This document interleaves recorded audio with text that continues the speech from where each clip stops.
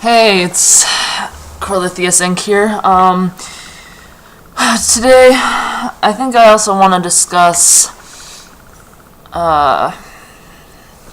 eating disorders for a second. So many people today suffer from several different types of eating disorders, whether it be from, bulimia, anorexia. It's really sad to see people go through that because it's yet again somebody trying to be something that the world says they should be, and that's not right. I mean, I know a lot of times the actual disease, it's truly a disease, but it doesn't start off that way. And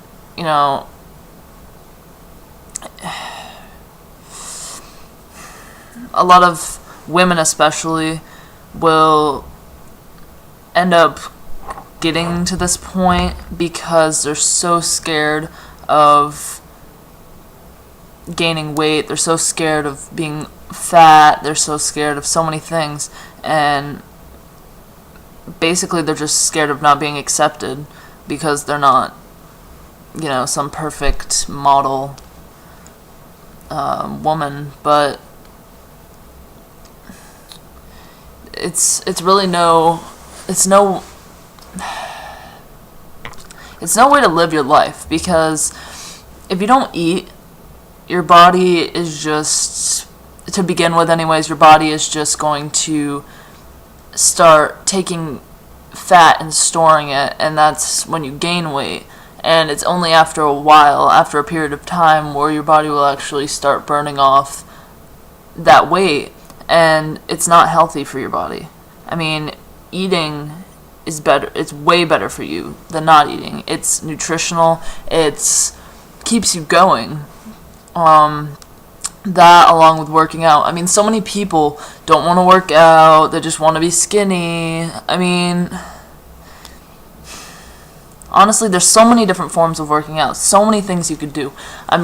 There's got to be something that you can actually enjoy and stay fit doing. I mean, there's weightlifting, which is a personal favorite of mine. There's cardio, which I hate, which I don't do it very often. There's skiing, snowboarding, rollerblading, just so many things. Skateboarding, biking. Just pick one, pick several, and just go at it. I mean, don't you think that it would be so much better if you got your body, you get your inner strength from,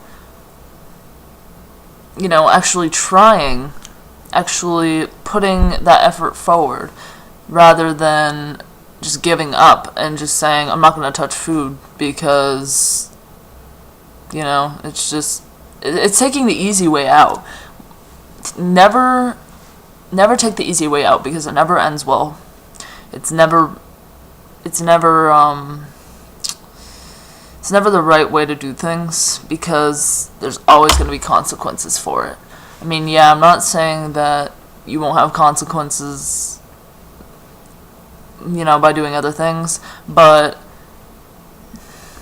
the consequences are going to be very long term and very serious if you do things like get yourself involved in things like not eating.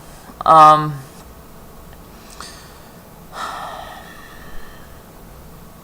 mean, that's really all I have to say on that. But then there's also the flip side, where people convulsively eat to satisfy some kind of void. That is really hard to get yourself out of. I mean, you need to distract yourself with other things, try to get involved with some of your friends, try to, go out, think about other things, but it's definitely really hard to do. I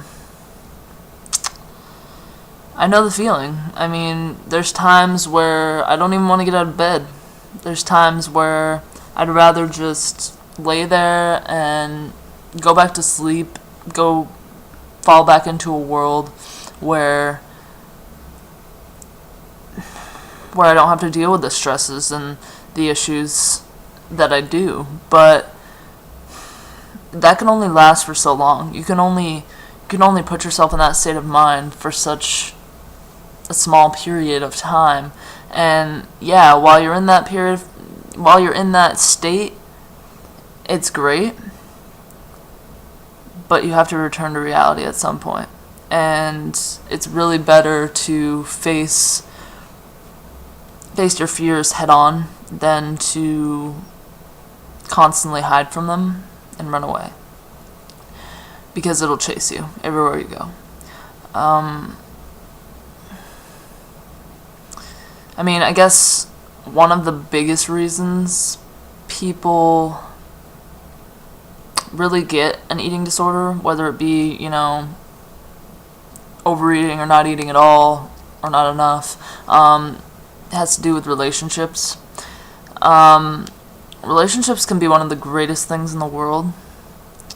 Any type of relationship, a romantic relationship, a friendship, a relationship with your family, that bond. But it can also be one of the worst things in the world, because when it really comes down to it, when something bad happens, when some kind of issue comes up, you have to put both your needs and the other person's needs on a scale. And really, their needs should come before yours in the long run, but you have to worry about yourself too. You have to worry about your well-being. So you really have to consider everything that's going on and kind of, it's kind of a hit or miss situation. There's so many times where you're gonna make a mistake. You're gonna make a bad decision. But I'm just gonna say that everything happens for a reason. Everything you say, everything you do comes out that way for a reason. Because, how can I say this? If you think of yourself 10 years from now, doing everything that you're doing now, right now you keep doing everything you're doing, you keep saying things that you would normally say to people, you just be yourself. 10 years from now, you're going to have a specific little life with whatever people you have surrounding you. But if you were to try to change, if you were to, hold things inside, or whatever it is that you would do, if you were to make different decisions, you would be in a completely different lifestyle. You would be surrounded by completely different people. And I'm not saying that's a bad thing, but I'm saying that why would you want to put yourself in a situation where the life that you end up in isn't the life you were supposed to have? Because you could be missing out on people who could change your life, could make everything so much better, could make you want to wake up in the morning and just, go see them or whatever. It's just,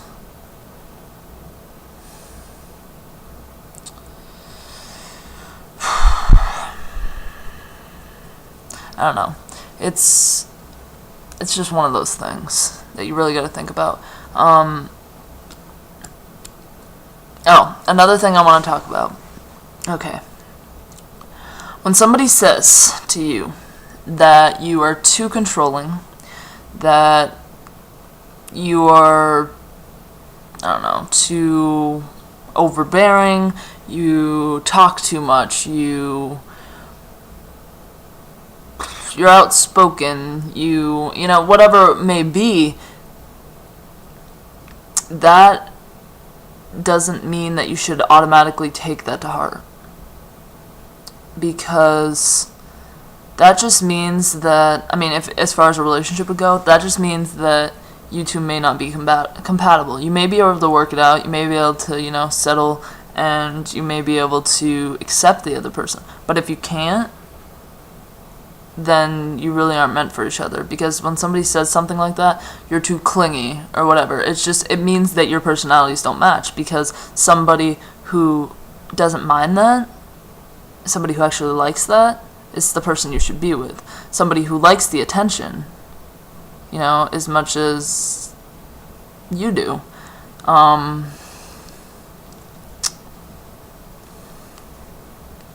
You should never have to change yourself to please other people, to be with other people.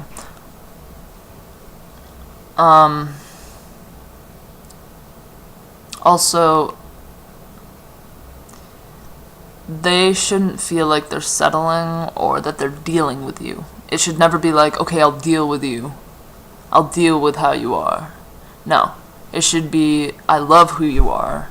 And, it shouldn't be a big issue. Everyone has something about someone else that they don't like, but they should be able to come to love it, I guess I would have to say. It shouldn't be something like, ugh, I really hate this about you, but I guess I'll deal, and, we'll just keep putting this issue off until it blows up in my face. No. That will not end well. So make sure if you're getting into a relationship with someone, make sure you're, for one, always communicating with them. Always tell them how you're feeling, and always make sure that they know what's going on.